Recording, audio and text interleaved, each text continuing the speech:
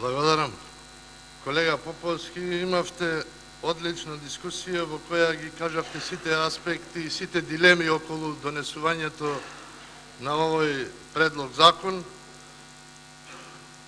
Останува на нас, на сите, да размислиме за овие аспекти и да видиме што и како треба да направиме во наредниот период за да ги надминеме сите дилеми кои тука ги поставивте. Прво рековте, зборувавте за инклузивност и консензус. Значи, консензус може да се постигне ако ги вклучиме и останатите етнички заедници во овој предлог закон. Значи, само така може консензус да се постигне.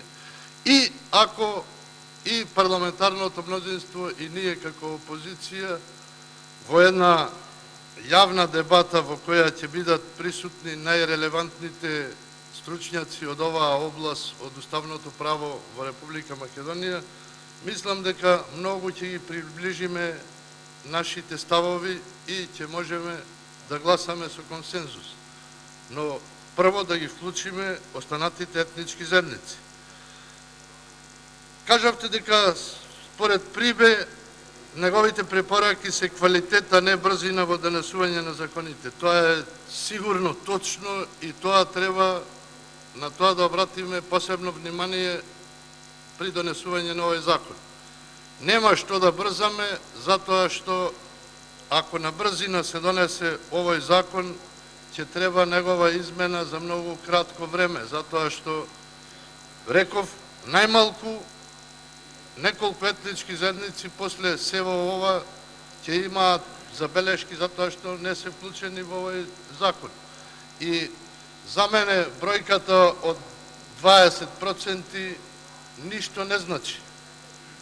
Некој може да е застапен и 5%, па можеме да го вметнеме и во овој закон. Што би значило 20%? Значи, добро е и останатите заедници да и внесеме.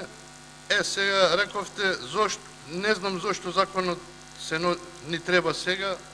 Сега му треба на законов на парламентарното мнозинство заради што сме во предизборна кампања за локалните избори. Во понеделник почнува кампањата, само заради тоа треба, иначе за сметка на тоа ќе го изгубиме квалитетот. За уставноста на законот зборував неколку пати. Значи, не сум јас стручњак за тоа да кажам дали е уставен или не, ќе кажат професорите по уставно право. Ги имаме доста во Република Македонија, квалитетни се и добро е тие да дадат свое мислење за да можеме тоа да го направиме. Благодарам.